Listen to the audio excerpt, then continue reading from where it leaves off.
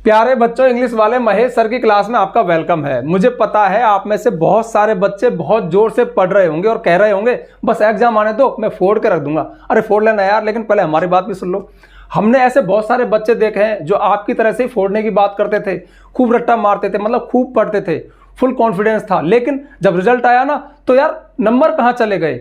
वो नंबर आपकी कुछ गलतियों की वजह से गए। मतलब आप खूब पढ़ रहे हो, आपको सब कुछ याद भी है, लेकिन उसके बावजूद भी एक टीचर के तौर पर मैं अपने एक्सपीरियंस से बता रहा हूं, आपकी कॉपी में कौन सी 6 चीजें हैं जो आपको फुल मार्क्स दिलाती है।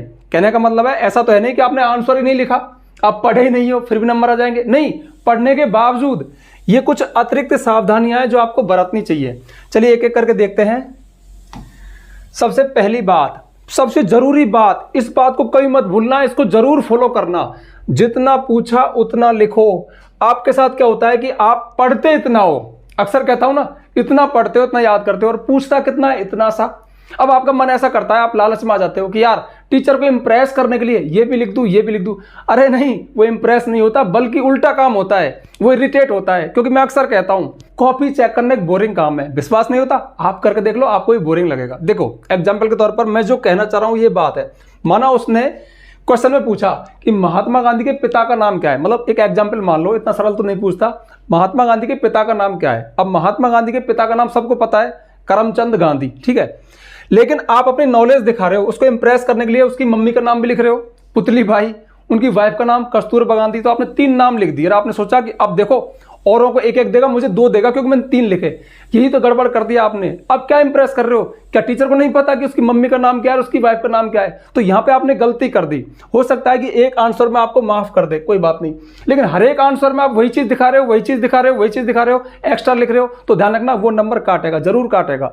तो ध्यान रखना, जितना पूछा उतना लिखो। जो बच्चा फैक्चुअल आंसर देता है, जितना पूछता है उतना ही लिखता है, सारगर्भित लिखता है, उसी को पूरे नंबर मिलते हैं। इसलिए वर्ड लिमिट का विशेष ध्यान रखो, यानी आप वर्ड लिमिट में ही रहो, वर्ड लिमिट के इर्द गिर्द रहो। जैसे एग्जाम्पल के लिए साइंस में उसने पूछा फोटोसिंथेसिस क्या है, प्रकाश संश्लेषण की क्रिया क्या है, तो उसके इर्द गिर्द ही रहो, सिर्फ प्रकाश संश्लेषण ही बताओ। ये मत बताओ कि पौधा कैसे बड़ा होता है, क्या होता है, मतलब और फालतू की चीजें मत लिखो, सिर्फ उसी क्रिया को बताओ, ठीक है। कहने का मतलब ये है, जैसे एग्जाम्पल के लिए उसने पूछा कि टाइगर किंग ने 100 बाघ क्यों मारे। जैसे 12th क्लास में एक चैप्टर है टाइगर किंग, तो उसने 100 बाघ 100 टाइगर्स क्यों मारे। अब टीचर सिर्फ ये सुनना चाहता है, मतलब आपकी कॉपी में सिर्फ ये देखना चाहता है कि एस्ट्रोलॉजर्स ने, ज्योतिषियों ने उसके बर्थ पर, उसके जन्म पर ये भविष्यवाणी की थी कि राजा को बाघ से खतरा है। तो कहीं ना कहीं राजा अपना जीवन बचाने के लिए कि भाई अगर मैं सारे टाइगर्स को मार दूंगा तो मैं बच जाऊंगा, ठीक है, इसलिए उसने 100 बाघ मारे। ये तो है फैक्चुअल आंसर, जो पूछा उतना। लेकिन आपने अच्छे से रट्टा मारा है, आपको पूरा चैप्टर याद है, तो आप पता है क्या लालच में आ जाते हो कि अब देखो राजा की मृत्यु कैसे हुई, ये भी लिख रहे हो उसके अंदर। जब उसके स्टेट में जब बाघ खत्म हो गए तो उसने एक पड़ोस के राजकुमारी से शादी की जहां पे ज्यादा बाघ थे, ये भी आप बता रहे हो। जो 100वां टाइगर था वो कहां मिला, पहाड़ी पे, वो भी लिख रहे हो आप। तो पूछा इतना सा, आपने इतना लिख दिया, तो ध्यान रखना वो नंबर काटेगा, कहीं ना कहीं वो आपसे चिढ़ जाएगा, पक्का बता रहा हूं, ये मेरा एक्सपीरियंस है, सबके साथ ऐसा होता है। इसलिए वर्ड लिमिट में रहो, जितना पूछा उतना लिखो, ये मूल मंत्र है। अच्छे बच्चे हमेशा उतना ही लिखते हैं, ठीक है। दूसरी बात है, आंसर तुरंत पढ़ने में आ जाए। अब देखो मैं अक्सर कहता हूं बहुत सारे बच्चों की हैंडराइटिंग बहुत खराब होती है, इंटेलिजेंट तो होते हैं, और ये समस्या एक नहीं बहुत सारे बच्चों की है, मतलब उनकी हैंडराइटिंग खराब होती है लेकिन आंसर है। अब देखो मेरे पास कॉपियों का बंडल है, और ज्यादातर ये साइन ही है कि जो कमजोर बच्चे होते हैं ना उनकी हैंडराइटिंग भी खराब होती है, मतलब वो ऐसे ही ऊटपटांग लिखते हैं। और उसी बीच में आपकी कॉपी भी आ गई, आपके आंसर तो है, सही भी लिखा है, लेकिन हैंडराइटिंग खराब है। अरे खराब अच्छी हैंडराइटिंग कुछ नहीं होती, अक्सर कहता हूं जो पढ़ने में आ जाए। तो ध्यान रखना, आंसर तुरंत पढ़ने में आ जाए। आपने जो लिखा है ना उसको इस तरह से लिखो, वर्ड को इस तरह से बनाओ, गैप दो, कुछ भी करो, कोई भी ट्रिक लगाओ, भले हैंडराइटिंग नहीं सुधर रही कोई बात नहीं है, लेकिन मुझे पढ़ने में आना चाहिए। इसलिए मैं अक्सर कहता हूं खुद के लिए मत लिखो, टीचर के लिए लिखो। आप क्या सोचते हो कि आपकी हैंडराइटिंग आपको तो समझ में आ रही है, तो आपको लगता है कि हाँ, लेकिन नहीं, वो दूसरे को नहीं आ रही, तो खुद के लिए मत लिखे, उसके लिए लिख। तो जो भी लिखो ना तुरंत पढ़ने में आ जाए। अगर मैंने पॉइंट क्यों लिया? अगर मुझे पढ़ने में थोड़ी सी भी दिक्कत हो गई, देखो फिर बता रहा हूँ, कॉपी चेक करना बोरिंग काम है, क्योंकि एक आंसर को बार बार देखना, और फिर टीचर को खूब पता है कि हर साल ऐसे ही बच्चे इतना लिखते हैं, इतना फेल होते, इतना पास होते, सारी चीजें उसको पता है ऑलरेडी। वो आपके एक दो आंसर देख करके आपको पहचान लेता है कि बच्चा इस रेटिंग पे जाएगा, यहाँ पहुंचेगा, ये एक्सपीरियंस है उसका, ठीक है। तो उसके एक्सपीरियंस पर डाउट मत करो, भले वो पढ़े ना पढ़े, लेकिन नंबर उतने ही आएंगे जितना आपने लिखा है। तो मैं कह रहा था कि जो भी लिखो ना उसको समझ में आ जाना चाहिए। और एक बात बताओ यार, जब मुझे जोर पड़ रहा है तो मैं क्यों जोर लगाऊंगा? मैं समझ लूंगा कि यार चलो देखो कुछ, हाँ ठीक है, लेकिन मैं एवरेज मान के आपकी एवरेज मार्किंग कर दूंगा, फुल नहीं करूंगा। तो इसलिए ध्यान रखना, ऐसा लिखो जो तुरंत पढ़ने में आ जाए। मतलब मुझे पढ़ने में जोर नहीं पड़ना चाहिए, मुझे मतलब जो एग्जामिनर है उसको जोर नहीं पड़ना चाहिए, साफ साफ लिखो, सुंदर लिखो। इसलिए मैंने एक वीडियो बनाया है, हैंड राइटिंग कैसे सुधारे। हैंड राइटिंग कुछ नहीं होती, लिखने में समझ में आ जाना चाहिए। अगला बिंदु है अंडरलाइन मेन वर्ड्स। जो मुख्य कुछ शब्द हैं जिनमें अच्छे फैक्ट हैं, उनको आप अंडरलाइन कर सकते हो। तो इस पे मैंने कई सारे वीडियोस में बताया। ये चलो मैंने एक बात बता दी कि अच्छी बात है, ठीक है। तो आप जैसे आपका कोई आंसर है उसमें आपको लगा कि ये वर्ड टीचर को नजर में आना चाहिए, क्योंकि टीचर सरसरी दृष्टि से कॉपी चेक करता है, एक एक वर्ड को नहीं पढ़ता। आप चाहते हो कि इसका फोकस हो, तो आपने माना उस वर्ड को यहाँ पे अंडरलाइन कर दिया, बहुत अच्छी बात है, ठीक है, अच्छी बात है, वो टीचर को नजर आ जाएगा, टीचर आपको नंबर दे देगा। लेकिन अब इसका मिस यूज मत करना यार, क्योंकि देखो अच्छी चीज है ना, ये बुरी बन जाएगी अगर हर वर्ड में ऐसे मतलब एक आंसर में आप 50 जगह 10 जगह 20 बार ऐसा अंडरलाइन कर रहे हो, हर वर्ड को इंपॉर्टेंट करके दिखाने की कोशिश कर रहे हो। शायद मैंने पिछली वीडियो में बात बताई थी, ऐसा मत करना। एक दो जगह करना, मतलब पूरे आंसर में 2-4 जगह करना अच्छी बात है, 50 जगह करना बहुत बुरी बात है। जो चीज पॉजिटिव थी ना वो नेगेटिव हो जाएगी, आपके नंबर कट जाएंगे, क्योंकि वो चालाकी हो जाएगी। तो अभी मुझे तो पता है ना कि इस वर्ड में दम है नहीं है, मतलब जो आपने अंडरलाइन किया वो अंडरलाइन के लायक होना चाहिए, तभी उसको अंडरलाइन करना। तो इसका आप मतलब ऐसे मत करना कि हर वर्ड को कर रहे हो तो फिर ये चीज उल्टी पड़ जाएगी, नेगेटिव हो जाएगी। तो ध्यान रखना, आप मुख्य बिंदुओं को, मुख्य बातों को अंडरलाइन करके आ सकते हो, जो कि टीचर के नजर में आनी चाहिए। अगला है खुद की लैंग्वेज भी दिखे थोड़ी बहुत यार।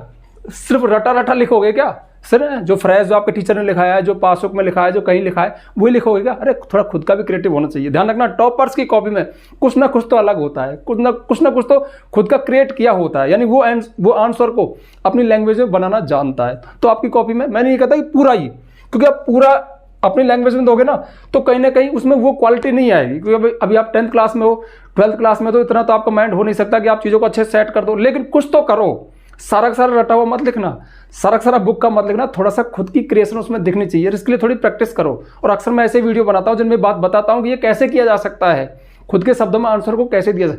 तो ये भी थोड़ा आपकी कॉपी में दिखना चाहिए। कोई आंसर की लैंग्वेज सबसे अलग आपकी खुद की होनी चाहिए।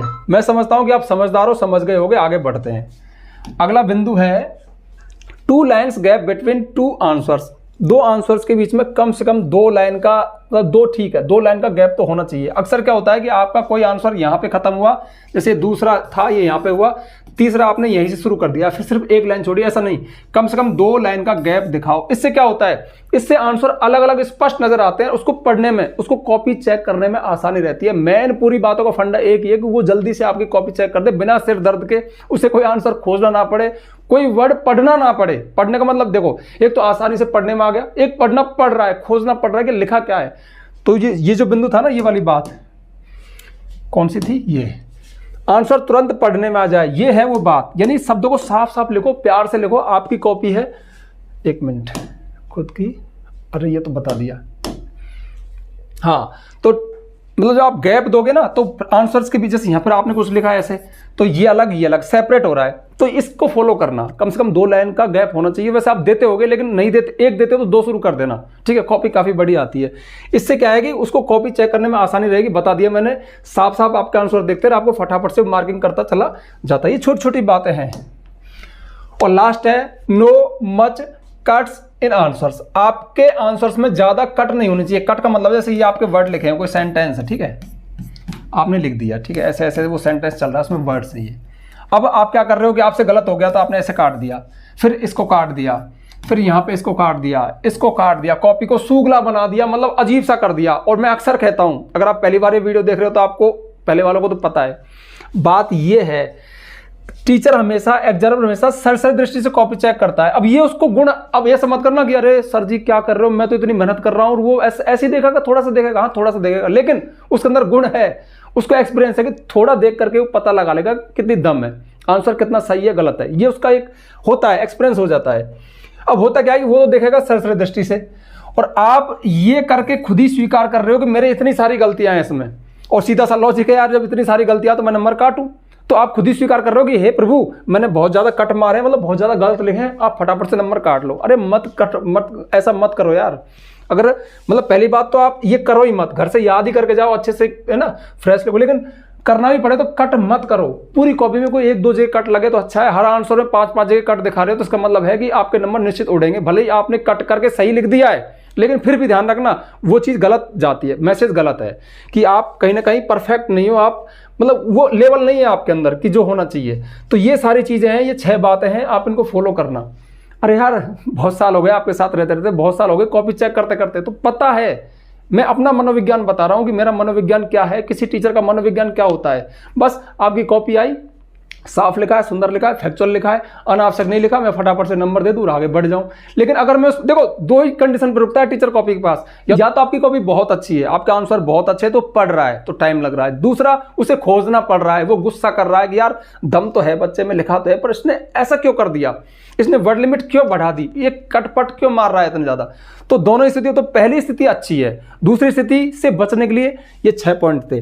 तो मैं समझता हूं कि ये आपके समझ में आ गया होगा। ठीक है, अब जल्दी से वीडियो को लाइक कर दो, ज्यादा से ज्यादा शेयर करना, चैनल पर नया है चैनल को सब्सक्राइब करना, बेल आइकन प्रेस करना, ताकि आपको आने वाले वीडियोस को नोटिफिकेशन मिल जाए। आज के लिए बस इतना ही, मिलते हैं नेक्स्ट वीडियो में नेक्स्ट टॉपिक के साथ, तब तक के लिए बाय।